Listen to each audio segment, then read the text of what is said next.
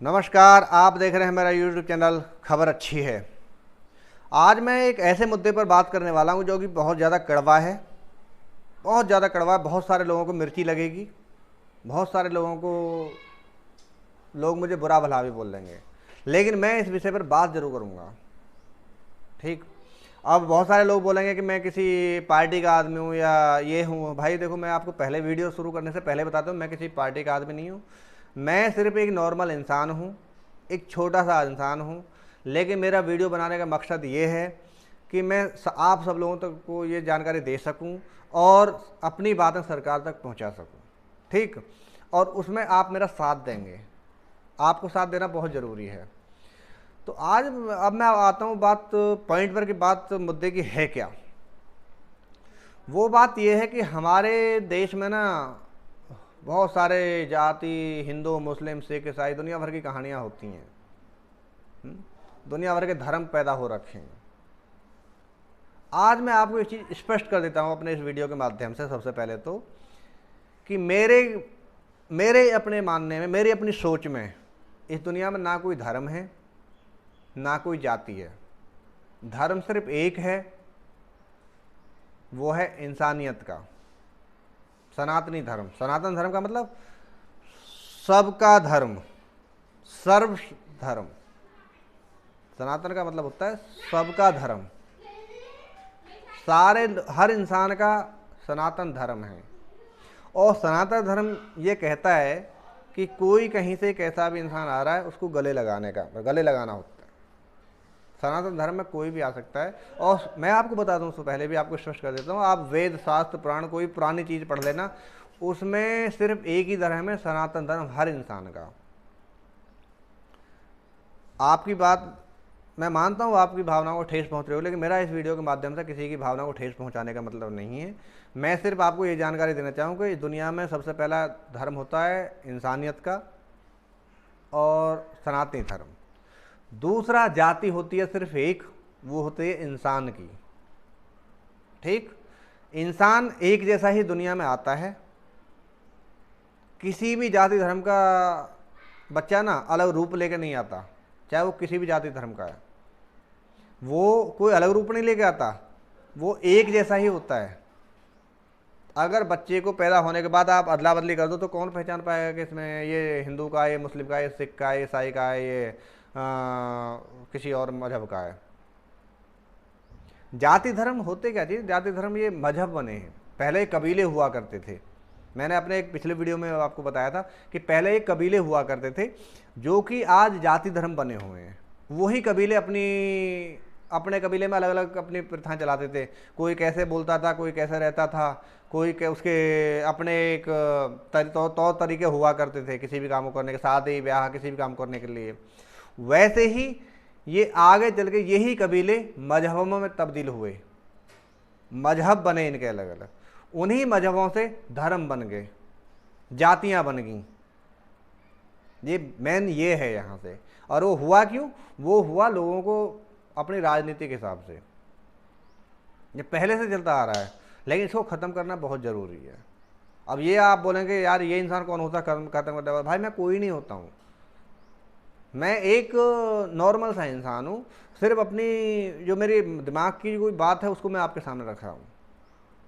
अब मैं आता हूँ उस चीज़ पर कि दुनिया बोलती है कि सबसे ज़्यादा सक्रिय अगर भारत में हैं तो वो हैं क्षत्रिय और ब्राह्मण।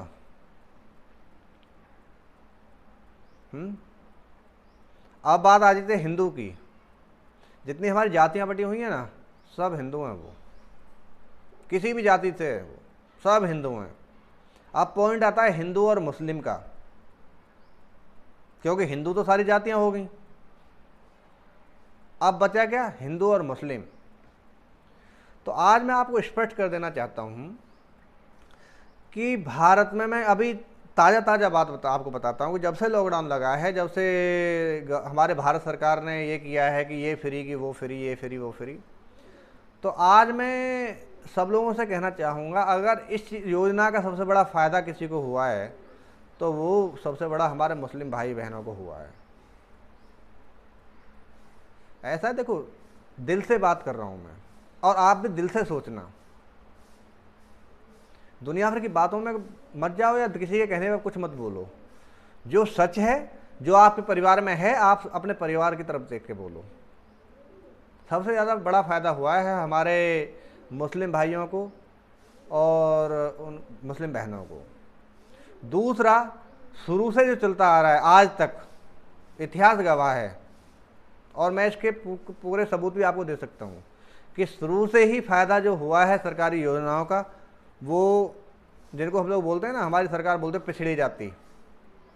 मैं नहीं बोल रहा हूँ, ये सरकार बोलती है, मेरा कहना नहीं है पिछड़ी जाति। मेरे दिमाग में, मेरी नॉलेज में कोई जाति धर्म नहीं होती ही नहीं है, सब एक समान है, ये मेरा खुद का मानना है।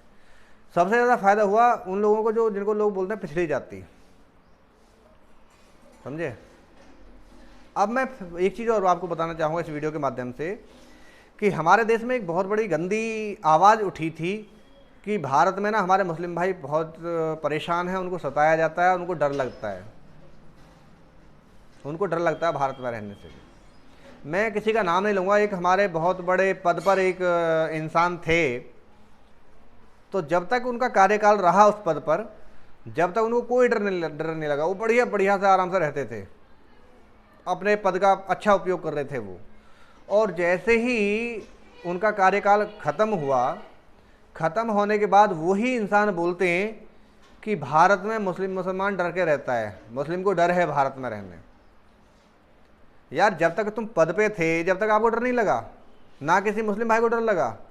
जैसे ही आप पद से हटे, दोबारा आप राजनीति में आने के लिए आपने ये वर्ड बोल दिया।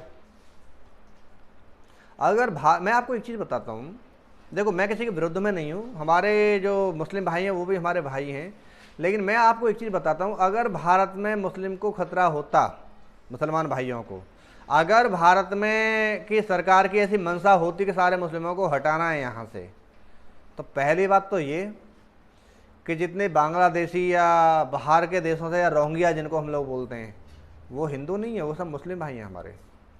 और भारत में सबसे ज़्यादा मिलते हैं वो। बाहर देशों के लोग आकर ना भारत में, जो सही लोग हैं, वो भारत में आकर भारत की नागरिकता मांगते हैं। मैं मुस्लिम भाइयों की बात कर रहा हूँ, किसी हिंदू की बात नहीं कर रहा हूँ। बाहर देशों के मुस्लिम भाई आकर, मैं कई ऐसे एग्जाम्पल दे सकता हूँ आपको, जो भारत में आते हैं, उनको भारत की नागरिकता चाहिए और भारत में रहना है। वैसे ही हमारे रोहिंग्या और जो जिनको हम लोग बांग्लादेशी बोलते हैं, आज बंगाल का हाल देख लो जाके। अगर किसी को भी वो लगता है ना कि डर लगता है, तो आज एक बार बंगाल चला जाए, वो पता चल जाएगा कि मुस्लिम कितने डरे हुए हैं और कितने उससे रहते हैं हमारे मुस्लिम भाई। और मैं अपने क्षेत्र की बात करता हूँ, मैं जिस क्षेत्र में रहता हूँ, यहाँ तो किसी मुस्लिम भाई को डर नहीं लगता। और यहाँ ऐसा नहीं है पैसे वाले मुस्लिम भाई नहीं है, हमारे क्षेत्र में, मैं जिस क्षेत्र में रहता हूँ, वहाँ बहुत बहुत पैसे वाले मुस्लिम भाई हैं, बहुत बहुत पैसे वाले, जिनकी कोई तुलना भी नहीं कर सकता। लेकिन आज तक मैंने तो किसी के मुँह से सुना नहीं। मेरे भी बहुत सारे दोस्त मुस्लिम भाई हैं, बहुत सारे मित्र और बहुत सारे बड़े बूढ़े से मेरी जान पहचान है, लेकिन किसी ने आज तक मुझे नहीं बोला कि भारत में हमें डर लगता है। वो कहते हैं हम तो बड़े खुशहाल से रह रहे हैं। तो मेरे भाई, ये जो राजनीतिक लोग हैं ना, जो इस चीज़ को फैलाकर रोटी खाते हैं, कुछ ही लोग हैं, वो चंद लोग, और वही अपने आप को मसीहा समझते हैं कि हम मुस्लिम समाज के, हिंदू समाज के ना, मतलब एक समझ लो बाप हैं हम। वो ये मानते हैं कि जो हम बोलेंगे वही सब लोग मानेंगे।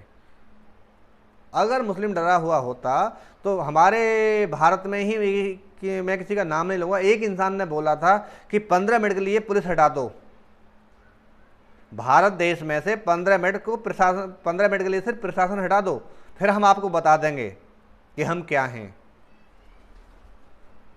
अगर मुसलमान डरा हुआ होता, हमारे मुस्लिम डरे हुए होते, तो वही लोग बोलते। और उन्हीं के कहने की वजह से हमारे बहुत सारे लोग, युवा ना, गुमराह होते हैं, बहुत सारे लोग गुमराह हैं।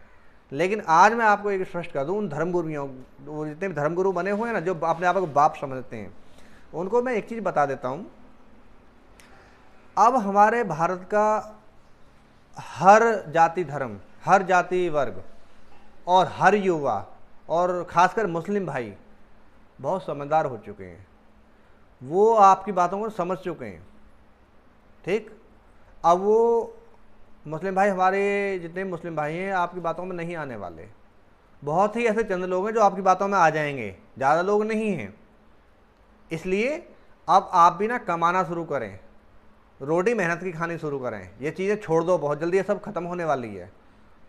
अब हमारे मुस्लिम भाई बहुत अच्छी अच्छी पोस्ट पा रहे हैं पढ़ लिख कर, बहुत अच्छे सारे लोग डॉक्टर बन रहे हैं, बहुत सारे लोग इंजीनियर, मैं बहुत लोगों को जानता हूँ ऐसे, बहुत सारे लोग प्रशासन में हैं हमारे मुस्लिम भाई जो बड़े बड़े पदों पर बैठे हुए हैं। बहुत सारे मुस्लिम भाइयों को मैं जानता हूँ जो अच्छे अच्छे सीनियर डॉक्टर बने हुए बैठे हैं, बहुत सारे इंजीनियर बने बैठे हैं। अब हमारा समाज समझ चुका है इस चीज़ को कि आप पॉलिटिक्स के लिए सब कुछ करते हैं, समझे। और आप ये फालतू की बात है ना, छोड़ दो अब हमारा हर मुस्लिम भाई समझ चुका है। अरे यही देश था जिसने अब्दुल कलाम साहब को राष्ट्रपति के पद पर बैठाया, यानी देश के सर्व उच्च सबसे ऊंचे पद पर बैठाया था। वो हिंदू थे क्या? लेकिन वो हमारे सबके पूजनीय हैं। वो पढ़े लिखे अच्छे इंसान थे, सभ्य इंसान थे। वो किसी के बहकावे में नहीं आए, किसी के फतवे के अंदर में नहीं आए। वो उनको जब तक ये दुनिया रहेगी, जब तक पूरी दुनिया मानेगी अब्दुल कलाम साहब का नाम, और भारत में तो सर्वोपरि हैं वो। ऐसे ही हमारे जन कितने भाई हैं मुस्लिम भाई जो अच्छे पदों पर भी हैं। क्यों? क्योंकि वो पढ़ते लिखते हैं, दुनिया भर की बातों में नहीं आते। अगर आपको ये मेरी बात सही लग रही हो तो आप इस वीडियो को शेयर भी करें, और जो लोग मेरे चैनल पर नए हैं मेरे चैनल को सब्सक्राइब जरूर करें और लाइक भी ज़रूर करें। ठीक है? जय हिंद।